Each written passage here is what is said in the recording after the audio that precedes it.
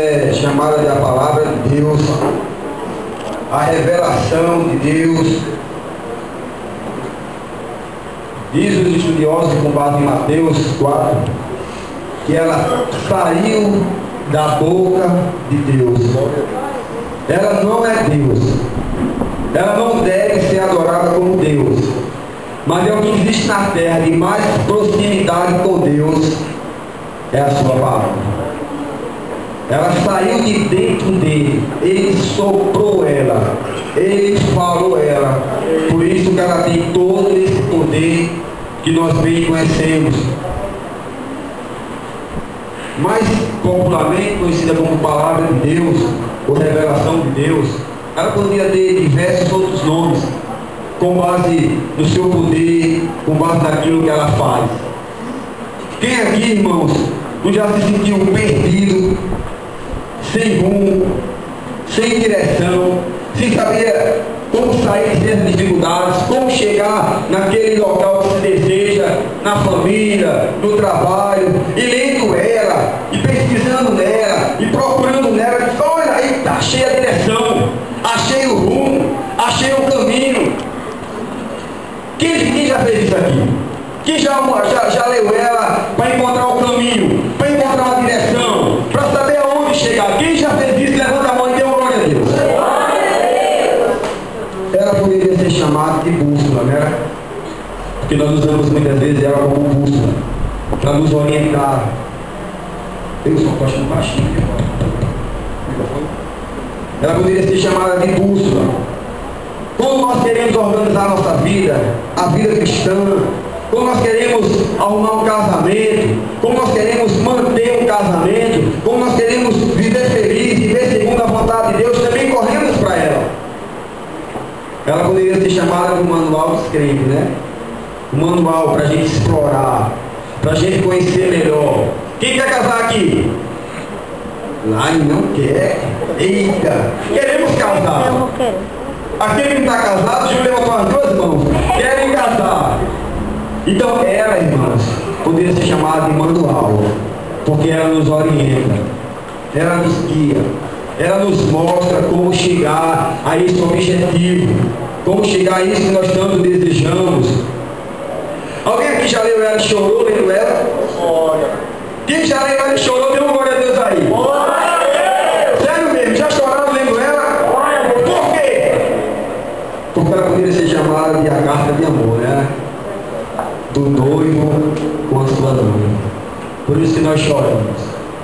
Por isso que às vezes eu lendo ela, a gente até soluça com a pastor diante dela, porque ela também é essa carta de amor. Ela não é Deus, pastor, mas ela nos aproxima dele. Como nós lemos ela, como que está ali na carta de amor de alguém que está distante fisicamente, nós temos que se tornar presente quando nós lemos essas letras. Elas parecem que soltam da Bíblia, soltam daqui, e nos abraça, e nos consola, e nos fortalece. Ela poderia ser chamada de outros diversos nomes, mas quando Paulo, em 2 Coríntios, nos chama de corpo, que nós somos o corpo de Cristo, e que Cristo é o cabeça, ela poderia ser chamada de o alimento da fé. Amém? E quem está aí? Eu vou dizer a Bíblia, que diz o alimento da fé. A Bíblia, o alimento da fé. A Bíblia, o alimento da fé. Amém. É esse o tema da reflexão que eu quero fazer hoje. Ela poderia ser chamada de outros diversos nomes, mas hoje eu queria refletir sobre a Bíblia, o alimento da fé. Amém? Amém. E em Mateus 4,4 diz: ele, porém, respondendo, disse: está escrito, nem só de pão viverá o homem, mas Toda palavra que sai da boca de Deus. Amém? Amém. Deus criou um novo homem quando nós entregamos nossa vida a Ele, não é verdade? Ou somos aquela velha criatura? Não, somos um novo homem. E para esse novo homem existe um novo alimento. Glória a Deus.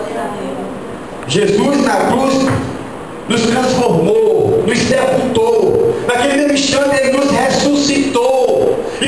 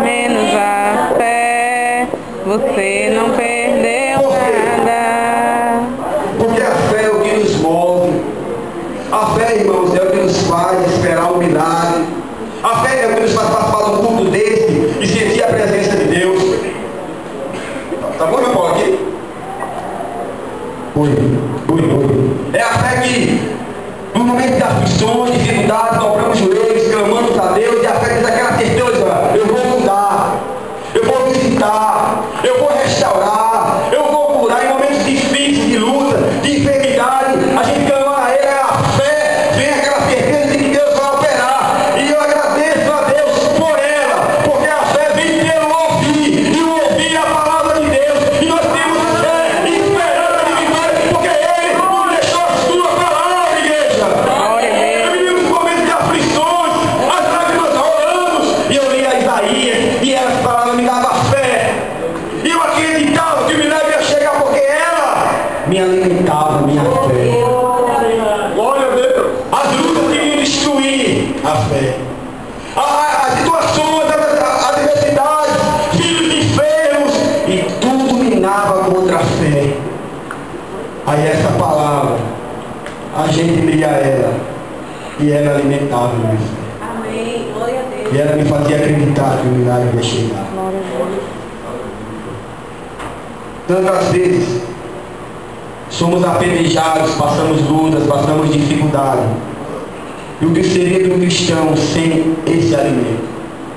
O que seríamos de nós se nós ficarmos desligados delas, afastados dela?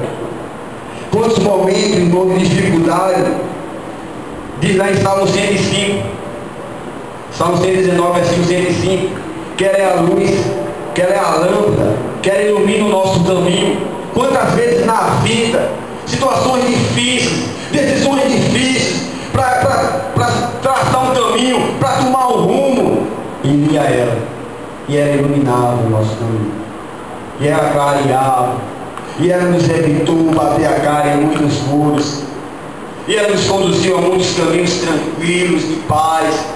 Toda vez que eu ouvi ela, toda vez que eu coloquei em prática, toda vez que eu deixei ela iluminar o meu caminho, ela me levou ao local de paz, de tranquilidade, de felicidade. Como ela me aproxima do meu Deus. Quando nos momentos de dificuldade e aflições corremos para ela, quando nos sentimos na escuridão do mundo, das decisões, das aflições do mundo, corremos para ela. E todo crente que começa a desenvolver isso, começa a se aproximar mais de Deus, começa a sentir a presença de Deus, ela parece que diz: olha, eu não sou Deus não, mas eu trago a presença dele. Eu não sou ele não, mas eu trago ele para perto. E tantas vezes eu me senti abraçado por Deus. Quando eu li essas letras, parecia letras, mas não eram letras, era Deus nas letras. E eu glorifico a Deus, e exalto a Deus, porque ele me deixou essa palavra, porque ele deixou as suas palavras, que é tão desprezada, tão usada como amuleto, como instrumento mágico, mas é um instrumento que nos aproxima de Deus, que produz fé no coração do homem. Os valentes de Deus, os guerreiros de Deus, é porque se alimentam dela.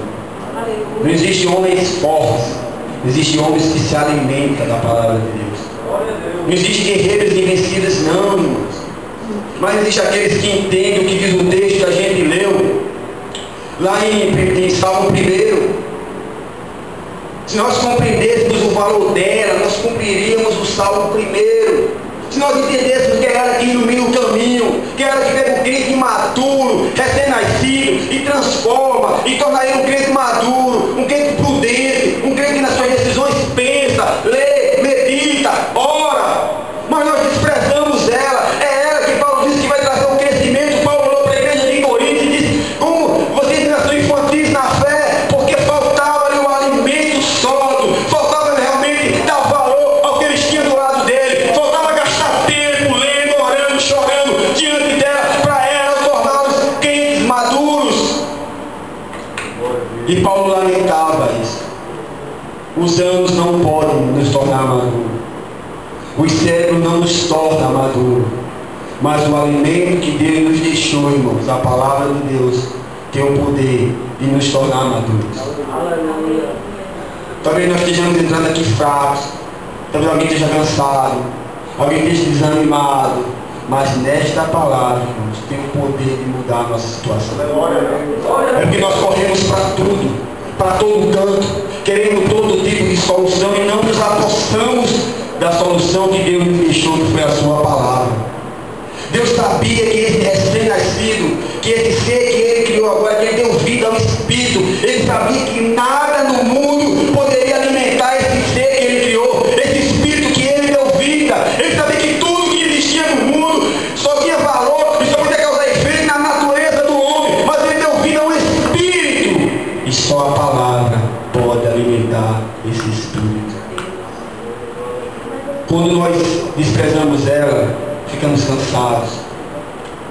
amigos, pensamos em desistir. É sinal de que estamos nos distanciando dela. Estamos negligenciando ela. Estamos só abrindo ela. Estamos até muitas vezes até lendo ela, mas não estamos nos alimentando dela. Foi a ausência dela que corrompeu a nossa vida, que quer destruir os lares, que quer destruir as famílias. É a ausência da prática dela. É ela para ser levada para lá e para cá, mas não ser colocada no coração. Isso aqui é o que alimenta as famílias, os lares. Esse aqui que vai direcionar casamento, esse aqui que vai abrir porta, esse aqui que vai curar, esse aqui que vai operar milagres. É a palavra de Deus, irmãos. Nós precisamos dar o valor devido a ela. Ela tem poder, como nós lemos com o nosso coração. Aleluia. Está aqui, ó, o crente que está fraco, desanimado, omisso, está aqui o poder para mudar a história dele. Está aqui o poder de tornar ele um crente ativo, atuante, trabalhador na obra de Deus. Está aqui. Está aqui. Deus não me deixou famintos, não. Ele deixou alimento para a nossa alma aqui, ó. Isso aqui tem o poder de mudar a nossa vida, de mudar a nossa história. Foi essa palavra aqui que um dia penetrou no nosso coração, penetrou as nossas defesas, penetrou as nossas barreiras e gerou fé. E eu comecei a crer. E você aí começou a crer, porque ela tem esse poder. Se você não der crédito a ela, ela penetra no seu coração. E você só sai daqui depois que entregar a vida a Jesus. Foi assim que ela fez comigo. Foi assim que ela fez com esta igreja. Nós dizíamos não, mas ela tem poder. E um dia ela disse sim. Um dia ela arrebentou as nossas defesas, penetrou no nosso coração. E quando disseram assim, quem quer aceitar Jesus, eu não conseguia dizer não. Porque ela dizia, diga sim, levante-se e entregue a sua vida a Jesus. Esse poder que ela tem tremendo. Esse poder de a gente cansado, abatido, triste, quando lemos ela, voltamos felizes, voltamos com vigor, queremos trabalhar mais. Às vezes as pedradas da vida vêm sobre nós e nós usamos ela como escudo, se escondemos, só escapamos, porque nós lemos a palavra. Ela funciona como escudo e nos protege das pedradas da vida, das zombarias, dos ataques do diabo. O que seríamos de nós, o que seríamos de igreja sem ela? Quantas vezes eu me escondi embaixo dela? Quantas vezes eu abri ela e pulei para dentro dela para poder me proteger de tanta dificuldade, de tanta luta? Ela também é escudo, ao mesmo tempo que ela também é espada. E vimos bem isso lá no deserto. Jesus sendo atacado pelo diabo. Quando ele disse, transforma essas pedras em pão, Jesus disse, nem só de pão viverá o homem. Usou ela como defesa. Também está escrito. O diabo atacou novamente e disse, olha, se tu se prostrares, te darei reinos. Jesus disse, agora joga com espada para trás de mim, Satanás. Vai de reto, também está escrito, só o seu Deus adorarás.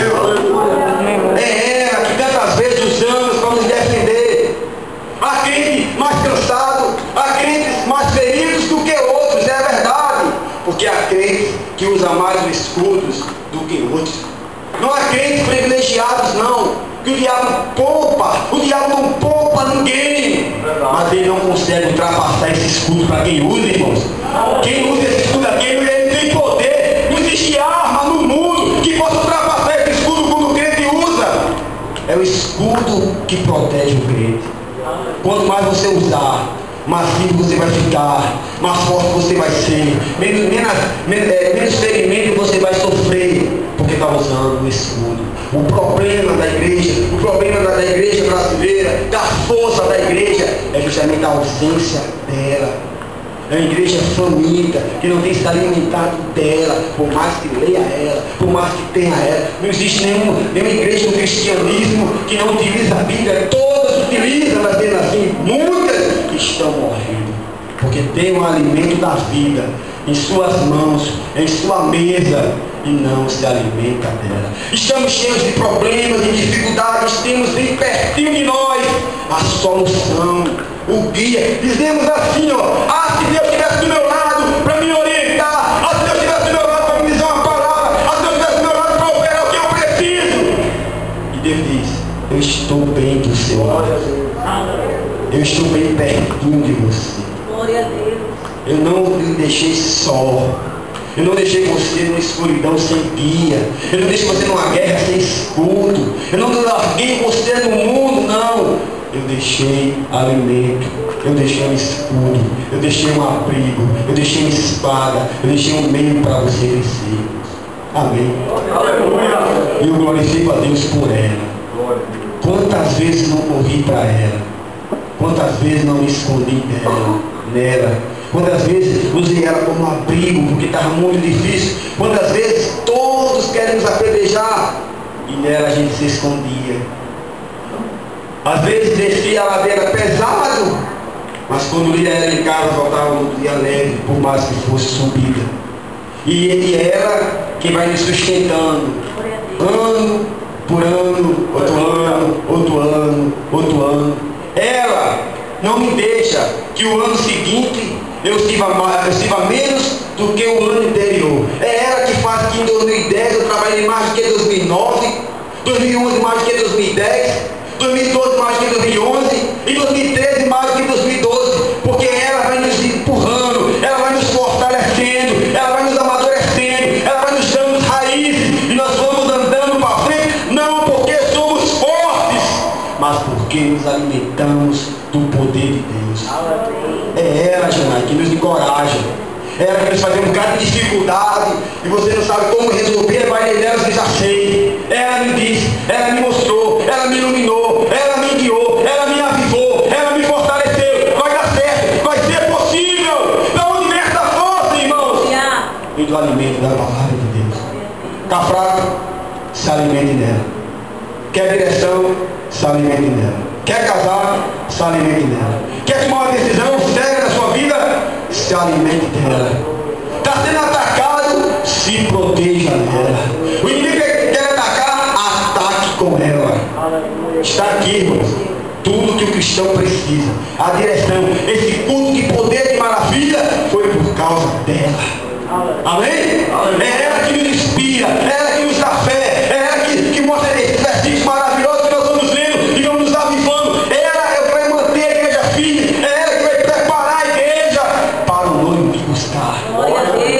Não podemos desprezar ela. Não podemos achar que existe cristianismo sem ela. Não existe, irmão. Não existe cristianismo sem Bíblia. O crente vai morrer. Nós estamos em um barco rumo ao céu. Por mais forte que seja o barco, por mais resistente que seja o barco, por mais belo que seja o barco, se ele não tiver uma boa iluminação, lembra do Titanic? Um iceberg e bota ele abaixo. Por falta de visibilidade, faltou luz, faltou uma luz que mostrasse lá na frente. E quantos crentes, quantas vezes você não batendo na cara no iceberg e parece que na vida, da nossa vida, da nossa família, do nosso trabalho, só quer naufragar, porque faltou luz. Jesus diz, tome posse dessa luz hoje. Glória a Deus. Tome posse, entre no barco novamente, conserte o barco e começa a partir de hoje a usar essa iluminação, esse barco. Eu quero ver a sua família não ir para frente, eu quero ver o barco da sua família naufragar, eu quero ver você ficar mendigando pão. Se você seguir ela, Deus vai restaurar, irmãos. Ela é o melhor e o único manual que o crente deve usar. Quer ter família abençoada? Está aqui.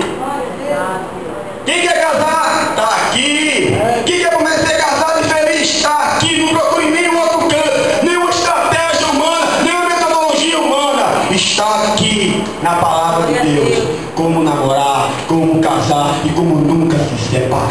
Amém? Vocês creem nisso? Dá uma glória a Deus aí.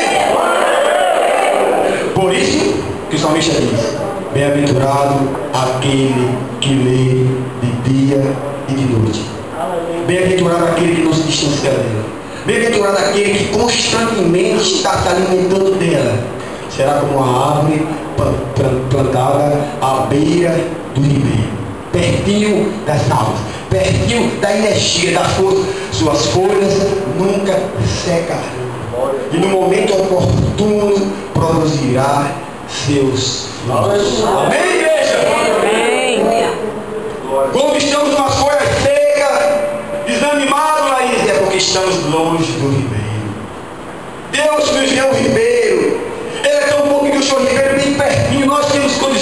em Cristo, através de sua palavra, de ser como essa árvore plantada, de ser crentes maduros, com decisões firmes, um pouco mais prudente, um pouco mais cauteloso, um pouco mais amadurecido em suas decisões, em seus rumos, em suas posições, irmãos. A Bíblia tem esse poder de nos deixar avivados.